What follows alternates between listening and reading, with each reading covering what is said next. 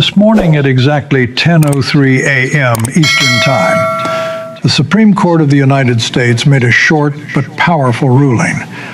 They denied an application in a major legal case. All 9 justices agreed, and not one of them disagreed or wrote a separate opinion. The entire ruling was just 2 words: application denied.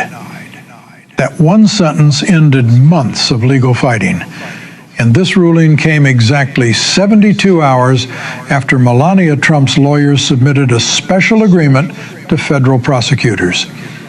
In that agreement, she outlined the evidence she was willing to give in exchange for possible immunity from prosecution. 2 huge legal events happened just 3 days apart, and the timing suggests they were closely connected. Before anyone dismisses this as gossip or exaggerated news, the information being discussed comes from court filings, official agreements, and Supreme Court orders. These are all public records, not anonymous tips or secret leaks. Anyone can look them up and verify them. Here is what has now become legally official. Melania Trump has given up her spousal privilege. Spousal privilege is a legal protection that normally stops prosecutors from making a husband or wife testify against each other. She gave it up on her own, willingly. The evidence she is presenting falls into 3 main areas. The first is financial documents that reportedly show she knew about dishonest property valuations. The second is communications, including discussions about property values and loan paperwork. The third is her own testimony as a witness, which will back up what accountants and bankers have already told a grand jury under oath. Because the Supreme Court rejected the final appeal, there are no more legal options left to stop this. There are no more appeals to file, no more ways to delay, and no more procedural tricks available. The grand jury can now hear her testimony within days. On top of all that, her former husband's confirmation hearing as a cabinet nominee is set for early March, just about 6 weeks away. Here is exactly how things unfolded over those 72 hours, because the order of events was not random. On Monday afternoon at 2 p.m. Eastern, Melania Trump's lawyer submitted a document to the special counsel's office. This document is called a proffer agreement. In simple terms, a proffer is like a preview. The witness tells prosecutors what they know, what they are willing to say under oath, and what evidence they can hand over. In return, prosecutors consider giving the witness immunity, which means protection from being charged based on that testimony. This happens regularly in federal cases. What makes this one extraordinary is who the witness is and what she is offering. On Tuesday afternoon at 2 p.m. Eastern, exactly 24 hours after the proffer was submitted, the defendant's legal team filed an emergency appeal to the Supreme Court. They asked the court to block her testimony before the grand jury could hear it. Their argument was that testimony from a spouse violates marital privacy protections under the Fifth Amendment. Filing an emergency appeal in just 24 hours is very fast. Most of these appeals take weeks to put together. The fact that this one was ready so quickly strongly suggests the defense team already knew this was coming and had been preparing in advance. On Wednesday morning, the Supreme Court officially received the appeal. They gave it a case number and scheduled it for review. But here is the important detail. They did not issue a stay. A stay would mean everything stops while the court thinks it over. No stay means the legal process keeps moving forward while the court considers the issue. This silence from the court matters a great deal. When the Supreme Court issues an immediate stay, it usually means the justices think the argument has some merit. When they let things continue without a stay, it usually means they have doubts about the argument. Then this morning, Thursday, at 10:03 a.m., the Supreme Court gave its final answer. One sentence: application denied. No dissents from any justice. Justice Thomas did not disagree. Justice Alito did not disagree. Justices Gorsuch, Kavanaugh, and Barrett, all of whom were appointed by Trump, did not disagree either. It was a unanimous rejection. When the court writes an opinion, even a brief one, it means the legal question needed some explanation. When they issue a single sentence with no disagreements at all, it means the appeal was not even worth discussing. In over 30 years of following legal cases, this kind of total rejection has only been seen a handful of times.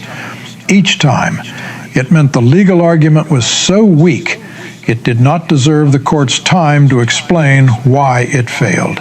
So that is the full 72-hour sequence. The proffer was filed Monday. The emergency appeal was filed Tuesday. The court received the appeal, but did not pause anything on Wednesday, and the application was denied on Thursday. Now, here is what is actually inside the proffer agreement, because the evidence she is offering is much more serious than the headlines suggest. The agreement describes 3 categories of evidence.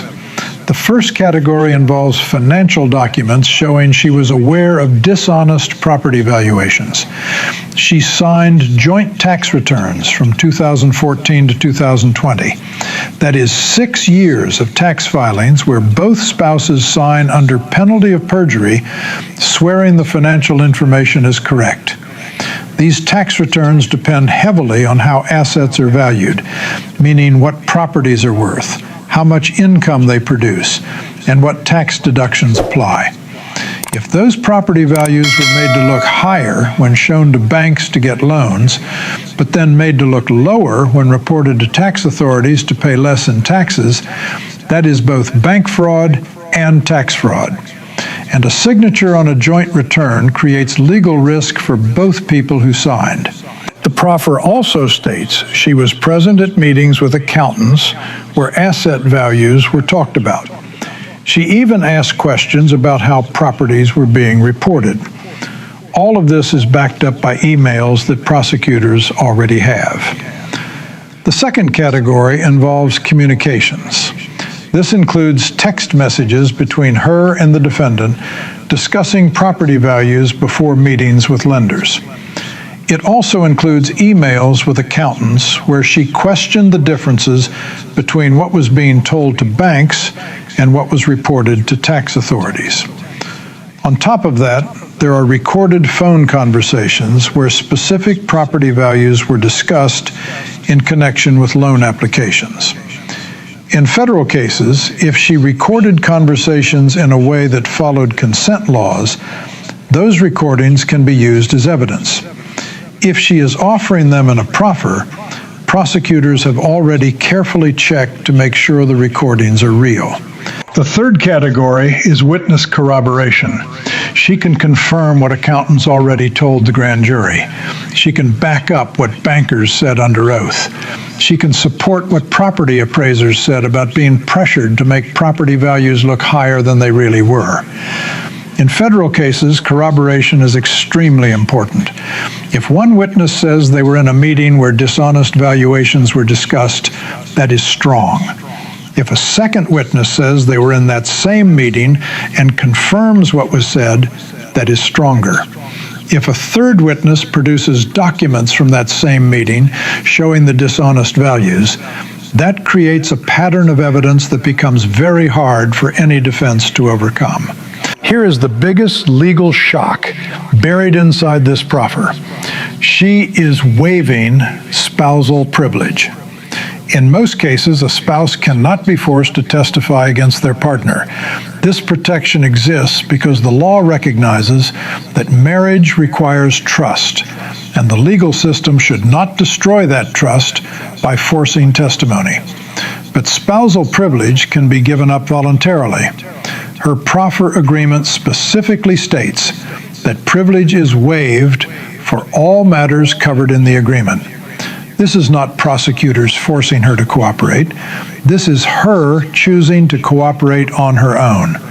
Spousal cooperation has been seen before in organized crime cases, where wives of mob figures testified to protect themselves. It has been seen in corporate fraud cases, where spouses of business executives cooperated after realizing they shared legal risk. But this is the first time at this level, where the defendant once held the highest office in the country, that a spouse has come forward with financial records, communications, and direct testimony. The defendant's emergency appeal to the Supreme Court made three main legal arguments, and all three failed. The first argument was that spousal testimony violates marital privacy protections under the Fifth Amendment.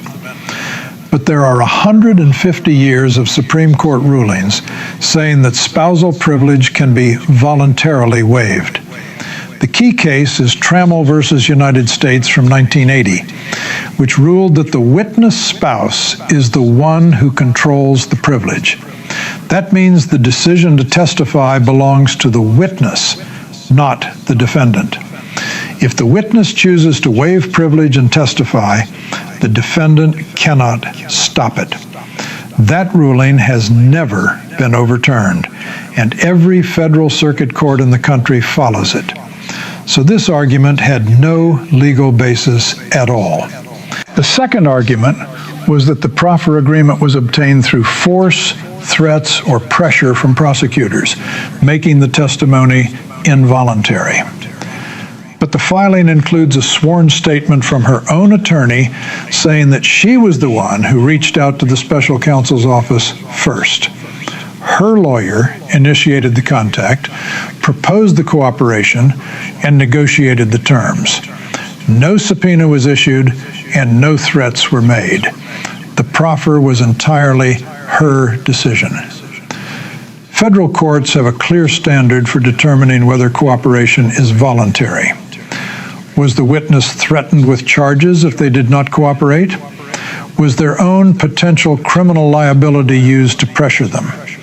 If the answer to both is no, and the witness came to prosecutors on their own, the cooperation is voluntary.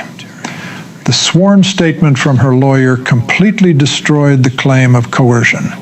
The third argument was that allowing this testimony would set a dangerous precedent that would destroy marital privacy in all future cases. But that precedent already exists. Spouses regularly testify in federal cases when they choose to do so. The Trammell case settled this question in 1980. What the defense was really asking for was a special exception based on who the defendant is. The Supreme Court does not create exceptions based on a person's identity. The law applies equally to everyone. So when the court issued its one-sentence rejection with zero disagreements, it sent a clear message. The arguments were not just weak, they were considered frivolous. To succeed with an emergency appeal to the Supreme Court, you must show that serious and irreversible harm will happen, and that you are likely to win on the legal merits. This appeal showed neither. Having testimony heard is simply how the justice system works, and winning on the merits would have required overturning the Trammell ruling, which no justice was willing to do. With the Supreme Court appeal denied, the grand jury can now hear her testimony within days. The grand jury in this case meets on Tuesdays and Thursdays, which is standard practice in the Southern District of New York, where the case is being handled. If prosecutors are ready, and the proffer suggests they are, she could appear before the grand jury within the next 7 days, possibly as early as the coming Tuesday. Once her testimony is finished, prosecutors face a strategic choice between two options. The first option is to use her testimony to make the existing charges stronger. The current indictment includes 34 counts of falsifying business records and bank fraud. Her testimony about signing joint tax returns, attending meetings with accountants, and backing up other witnesses would strengthen the case on the charges that have already been filed. The second option is to seek what is called a superseding indictment, which would add new charges based on the new evidence she provides. One thing to watch closely is a conversation from March 2020 that she mentions in the proffer.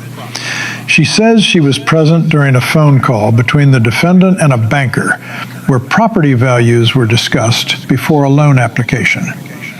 If that call included both of them making false statements together, with him saying one thing and her confirming it while both knew it was not true,